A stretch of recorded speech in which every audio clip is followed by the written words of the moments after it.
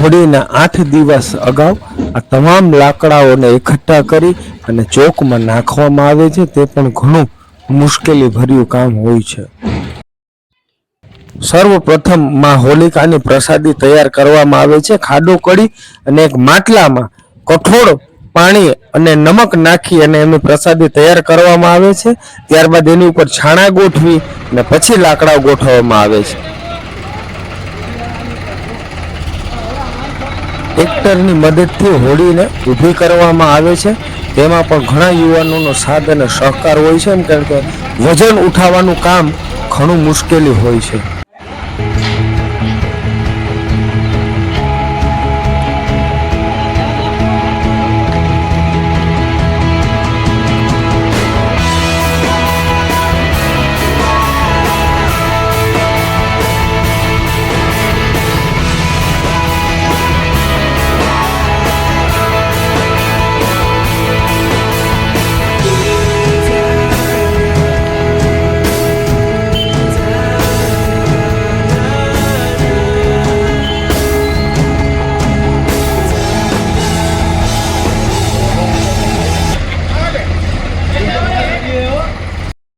ત્યારબાદ હોળીના દિવસે સવારે હોલિકાને બેસાડવા માટે તેમનું સ્ટેન્ડ ઊભું કરવામાં આવે છે। ત્યારબાદ હોલિકાને ત્યાં બેસાડવામાં આવે છે।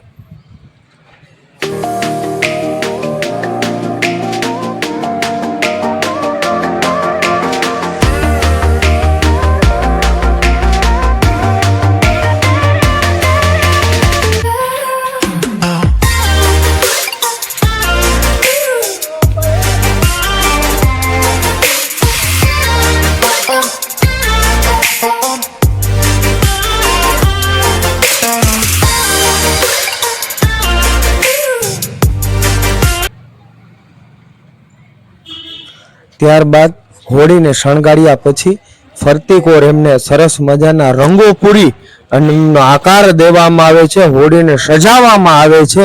સરસ મજાના એવા પેઇન્ટિંગથી દ્રશ્યો દોરી અને લોકોને ખૂબ દર્શનનો લાવો સરસ રીતના મળી શકે એ માટેની મહેનત કરે છે। ત્યારબાદ ટ્રેક્ટરની મદદથી હોલિકાને ત્યાં ઉપર બેસાડવામાં આવે છે।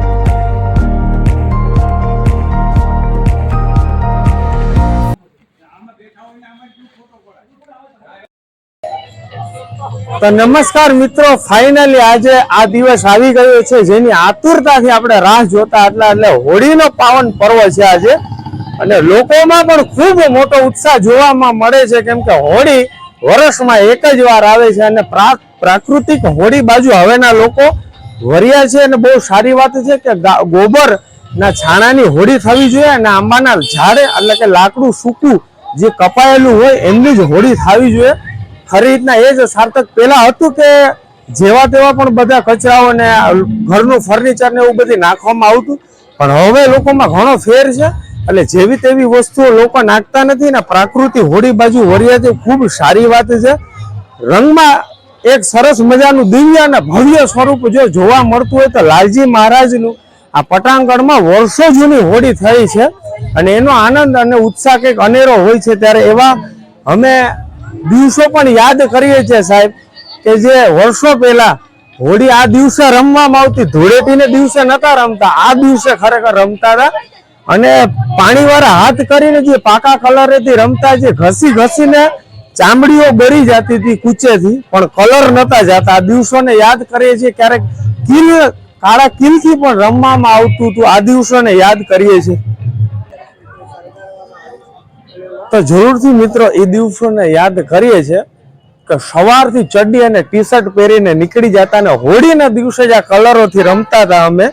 અને દિવસોને યાદ કરીએ છીએ કે બપોરે એક ચાળિયો બનાવવામાં આવતો અને એ ગામમાં ફેરવવામાં આવતો ને તેમાં જે ફાળારૂપી રકમ ભેગી થતી તે એમને ચાળિયાને બાયપાસ ઉપર લઈ જાય અને એમને બાળવામાં આવતો, એમને પુતળા દહન કહેવામાં આવતું ને એ ફાળાના પૈસાનો ભાગ પડવામાં આવતો, જેમાં 10-10, 15-15 રૂપિયા સૌને ભાગે આવતા. એમનો નાસ્તો અને કલર લઈને ફરી પાછા હોળી આવતા અને રાત્રે આ જ હોળીએ પાછું ભીના કલરેથી રમવામાં આવતા અને ઉત્સાહ કંઈક અલગ હતો. એ દિવસોને પણ યાદ કરીએ છીએ.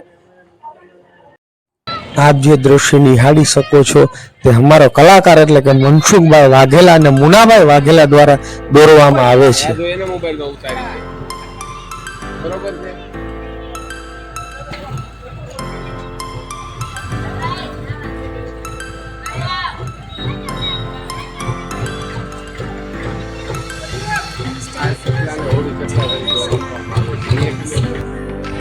આ ચોક લાલજી મંદિર તરીકે પણ ઓળખાય છે અને હોળી ચોકલો પણ કહેવાય છે. ત્યાં હોળી સમિતિ દ્વારા હોળીનું ખૂબ આયોજન મોટું કરવામાં આવે છે. તેના દર્શનનો લાવો લેવા તમામ માંગરોળ વાસીઓ પધારે એવી અપેક્ષા રાખીએ છીએ. લાલજી મહારાજની જય.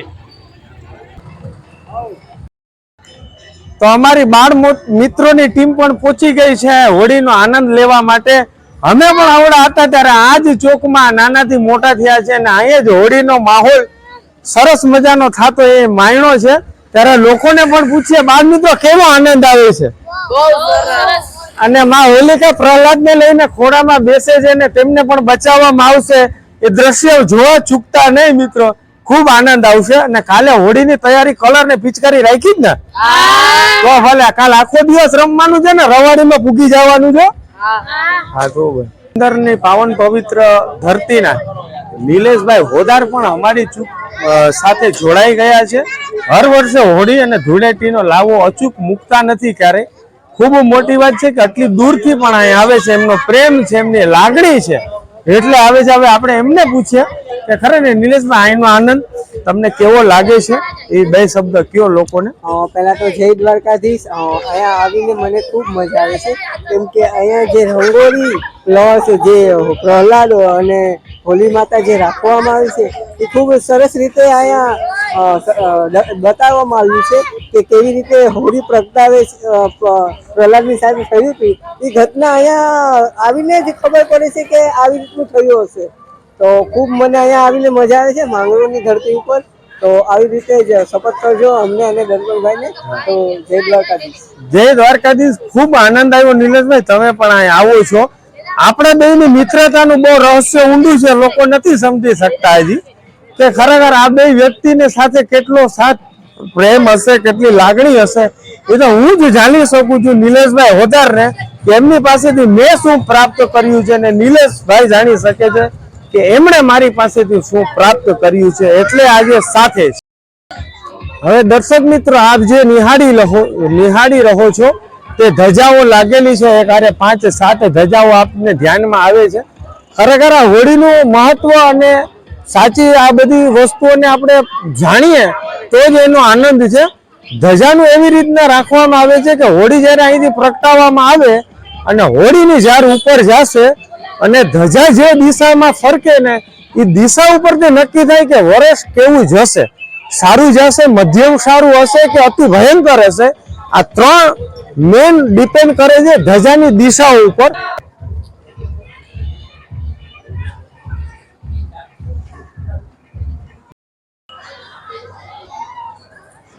નમસ્કાર મોહનભાઈ, અમારી સાથે મોહનભાઈ પણ આજે જોડાઈ ચૂક્યા છે. ખરેખર એમને ખાલી આમ હાથ ઊંચો થાય ને એટલે આખી દુનિયા ખમાઈ જાય, એમાં એનો પડકારો જ કાફી છે. મોહનભાઈ ગમે ને સદાય બહાર હસતા મોજ મસ્તી વાળા માણસ છે ને આગળ પણ એવી જ રીતના એમનું જીવન રહે એવી આશા રાખીએ છીએ આપણે. મોહનભાઈ હિંમત ક્યારે હારતા નહીં, સુખ દુઃખ તો આવ્યા રાખે, જીવનનો હિસ્સો છે મોજ. બસ આવી રીતના ખુશ મિજાજથી રહેજો સાહેબ. ત્યારબાદમાં હોલિકાનું પૂજા અર્ચનાઓ કરવામાં આવે છે. ખજૂર, ધાણી, શ્રીફળ, જલ સાથે એમની પૂજા વિધિ થાય છે. પછી એમને દીપ કરી અને પ્રાગટ્ય કરવામાં આવે છે. તે લાવો હોય છે.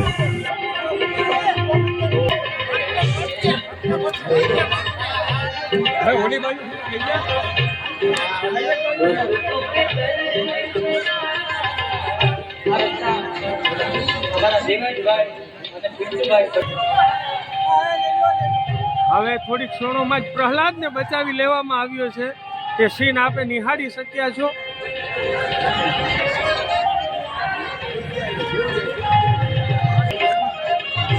હવે આપ જોઈ શકો છો કે તેમના ખોળામાં પ્રહલાદ છે નહીં, તેમ કે તેમને બચાવી લેવામાં તેમ નીકળી ગયો છે અને હવે મા હોલિકા આગમાં પ્રજ્વલિત થઈ ગયા છે.